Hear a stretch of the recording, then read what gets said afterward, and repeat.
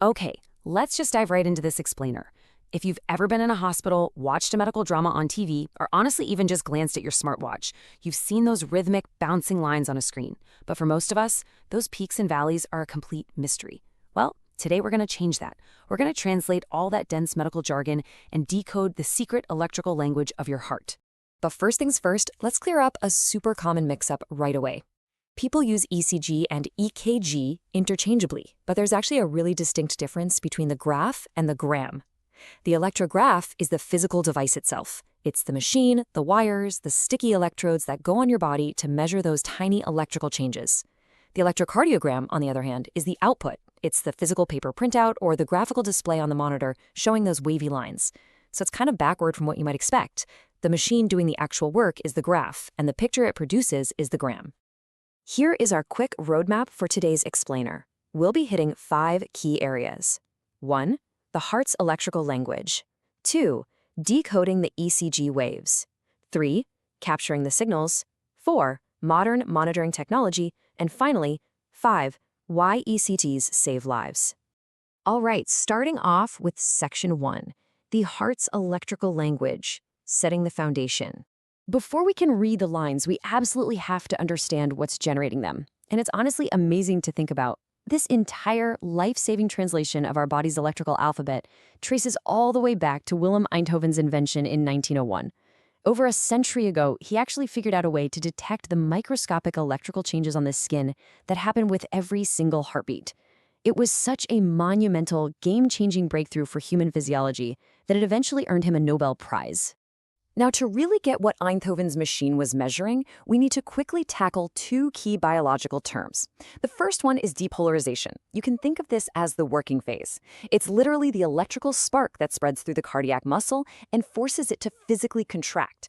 When the heart depolarizes, it squeezes and it actively pumps blood out into the body. This is the heavy lifting part of the cycle. But following the work comes the rest, right? And that is repolarization. This is the recovery period where the heart muscles achieve a resting potential and just return to a relaxed state. After it contracts, the muscle absolutely needs a moment to reset itself. Without this vital rest phase, your heart literally couldn't prep for the next beat. And essentially, the entire ECG graph is just a visual timeline of this exact cycle. Depolarization, followed by repolarization, happening over and over again. Moving right along to Section 2, decoding the ECG waves, the alphabet of the heart. Okay, so once you know what to look for, that messy, chaotic-looking squiggle actually turns into a highly structured biological symphony. Every single heartbeat tells a 3-part rhythmic story of preparation, pumping, and relaxing, mapped directly against time on the graph. A healthy rhythm gives us 3 distinct waves. First, we've got the P wave, popping up right around the 0.2-second mark. That is followed by a massive spike called the QRS complex, peaking around 0.4 seconds. And then the whole cycle finishes up with a smooth T wave. So let's break those down, starting with that very first bump on the baseline. The P wave kicks the whole process off. It's a small positive wave, meaning it points upward, and it indicates atrial depolarization. In plain English, this is the spark telling the top chambers of your heart, the atria, to squeeze. As they contract, they push the blood downward into the lower chambers, which are the ventricles. Next up, we have the massive spike of the QRS complex, and this represents the real heavy lifting. The electrical signal has moved down into the ventricles, causing ventricular depolarization. Because these ventricles are so much larger, they've got to pump blood to your entire body, not just the next mover. The electrical signal is significantly larger, so you get this sharp, dramatic peak. This complex also includes the S wave, which actually dips into negative territory below the baseline, showing us the multi-directional pathways firing all at once. Finally, the T wave shows up as the whole system recovers.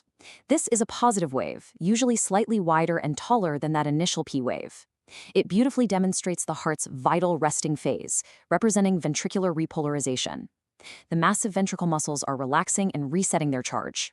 At this point, the atria have already relaxed, so the entire heart is in this super brief state of total rest, known as joint diastole. Then, boom, the whole cycle starts over. So, how exactly do we capture this internal electrical alphabet and put it onto a screen with such precision? That brings us to Section 3, capturing the signals from body to graph. Here is a really quirky math thing that trips a lot of people up in medical settings. You'll constantly hear doctors talk about ordering a 12-lead ECG, but that 12-lead picture is actually captured using exactly 10 physical electrodes stuck to the patient's body. It kind of feels like the math doesn't add up, right? Let's take a look at how that actually works. Well, by placing those specific 10 leads on the chest and limbs, the machine is actually calculating 12 different viewpoints. 4 go on your limbs to generate the standard and augmented limb leads. Then, 6 precordial leads are placed directly across your chest. Over just about 10 seconds, this specific setup captures the overall magnitude and the direction of the heart's electric potential from multiple distinct angles. Think of it like taking a 3D snapshot of the electrical signals rushing through your cardiac tissue. It gives doctors a super comprehensive, multi-angled view of exactly how the heart is functioning. Which leads us perfectly into Section 4, Modern Monitoring Technology, the Tech Evolution. Monitoring has completely evolved to fit different diagnostic needs. We've come a long way from those old pen recorders that literally scratched ink onto moving paper. For a quick baseline, you have the resting ECG, which takes just 5 to 10 minutes while you lie completely flat and still. But sometimes heart issues only show up when you're pushing yourself. That is where the stress ECG comes in, measuring your electrical activity during exercise. And if doctors need to catch tricky, intermittent problems that sort of come and go, they use a Holter monitor. This device tracks your heart during normal daily activity for 24 to 48 hours. And actually, some of the modern ones can be worn for up to 30 days. Now, while that 12-lead hospital setup remains the absolute gold standard for diagnosis, modern tech has vastly expanded what we can do. Clinics use digital oscilloscopes for super sharp TV-like screen displays. But the real revolution here is in portability. You can now get long-term, continuous monitoring right from your smartwatch or from portable setups that use a highly simplified 2-lead or 3-lead system. It just means you don't always have to be tethered to a massive hospital machine to keep a close eye on your heart's rhythms. All right, our final section, number 5, why ECGs save lives, the real-world application. So what are doctors actually looking for when they stare at those squiggly lines? Well, by simply reading the spacing, the timing, and the height of the P, QRS, and T waves, medical professionals can instantly spot a multitude of life-threatening things. If the waves are too far apart or skipping beats, they spot arrhythmias. If a wave is abnormally shaped, it can flag an active heart attack or serious defects in the muscle. They can even figure out if the heart chambers themselves are abnormally sized or somehow out of position, literally just by analyzing how that electrical current travels through them. It is an astonishingly powerful diagnostic tool. We've journeyed all the way from Willem Einthoven's clunky 1901 laboratory equipment straight to the sleek digital screens on our wrists. And it leaves us with a really fascinating thought to close on today.